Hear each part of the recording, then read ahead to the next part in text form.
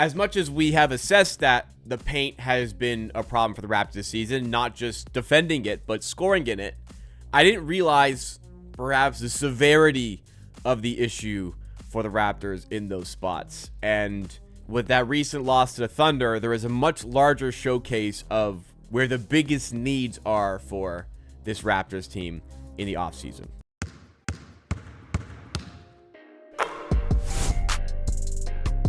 And we're already talking about the offseason here because, we've said like we're going to be patient here. We're going to be patient with this team. It's the second year of the rebuild. We're very ahead of schedule right now as the 5th seed in the Eastern Conference, 34-24, etc.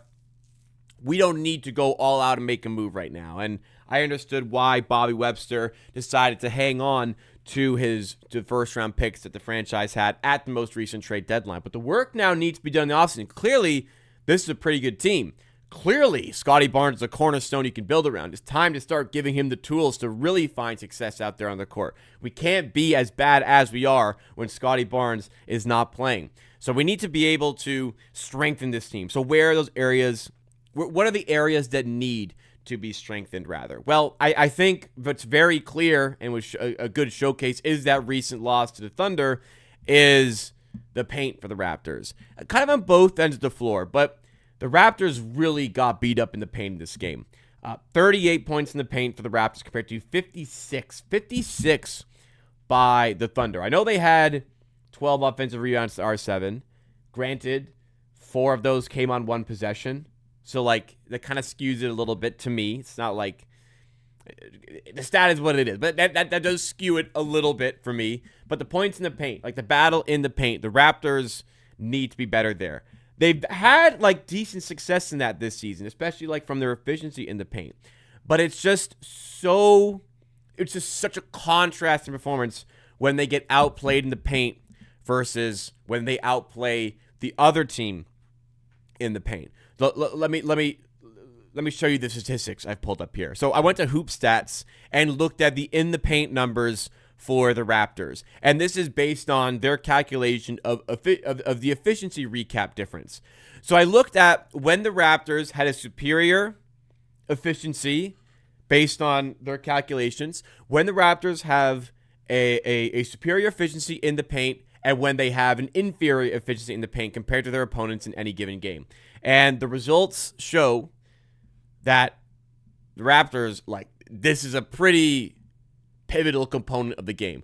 When the Raptors win the battle in the paint against their opponent, based on the efficiency recap difference here on Hoop Stats, like I said, this is not just points in the paint, because that's not a great measure of success in the paint. So we're looking at the efficiency here. When they have a better paint game than their opponent, we'll say, they're 27-10.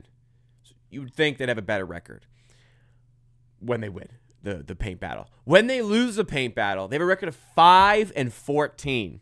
Now, you would think if you lose the battle in the paint, you're less efficient than your opponent in the paint, you're going to lose more games than you win. But for, like, good teams in the NBA, and I kind of wanted to dig into, like, some other teams here to kind of prove it, but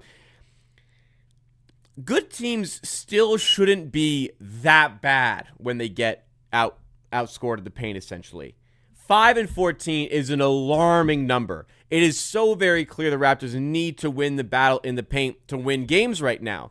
And to kind of showcase that, let's go through, like, some other teams around the league and see how, like, let's take some teams in the Eastern Conference. How do these teams fare when they're outscored in the paint? Naturally, you'd think they'd be better when they win. The Celtics are 26-4 when they win the paint battle. I know it's a little small for you guys. There we go. I can make it a bit bigger. But only 12-15 when they don't win the battle in the paint, as opposed to the 5-14 that the Raptors are. Let's pull up a team like the Knicks. We'll go to the three seed, in the East. They're 11-12 when they lose the battle in the paint. Much better than where the Raptors sit. Let's pull up the Cleveland Cavaliers, the 4 seed in the Eastern Conference. 12-15 when they lose the battle in the paint.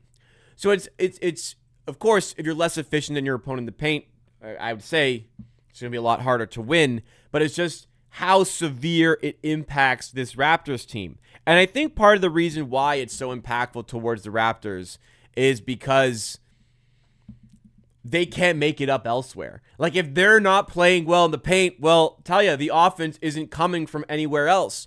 There is no savior coming from a three-point perspective because there's just such a lack of threat on the outside for the Raptors from three this season. They've been such a poor three-point shooting team this season where, like, again, this is where the success has to come for the team.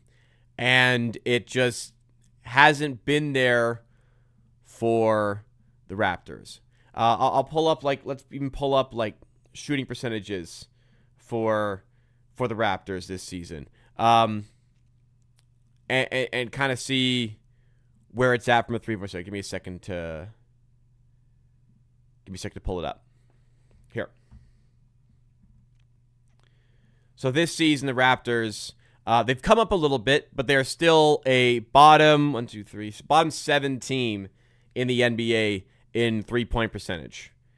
And they're hanging around teams like Utah, Indiana, New Orleans, Dallas, Brooklyn, Sacramento, a lot of tanking teams. Now, Portland and Orlando are also here, but they're Orlando especially very well known for being a bad shooting team. We're in bad company here, is what I'm saying. We're in bad company here.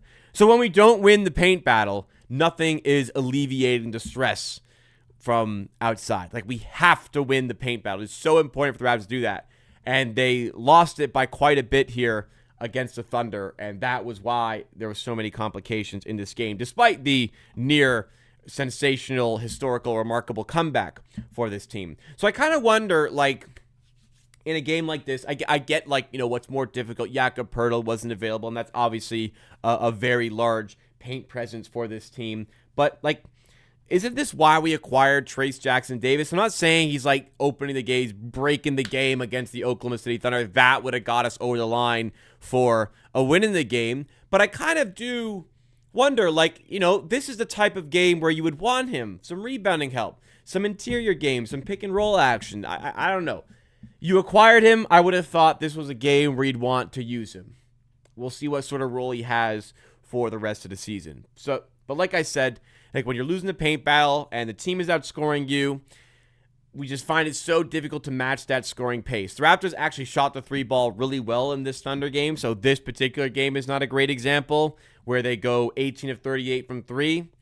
But like that, we had to do that. We had to do that in this game to stay with them in any way, and we did for a while, but it wasn't enough here. Typically, when we get into these scoring matchups, we cannot sustain the scoring pace because of the lack of shooting. And we cannot rely as heavily on Ingram and Barnes because there's not enough space for them. Teams are willing to ignore some players on the perimeter for the Raptors. So where is, like, the help going to come from? I think, actually, as much as, like, well, clearly what you're saying here is we need to win the paint battle, so let's go get some bigger players. And yes, we need some additional size, but I think, like, look at these numbers, where I'm kind of more fixated is we need to be able to win more games when we're not the superior team in the paint. And to do that, we need more shooting. We need more spacing. Give more space to your top guys here at Ingram and Barnes, because clearly they are fantastic players and fantastic offensive engines. You need to give them more tools of offense and more space to play.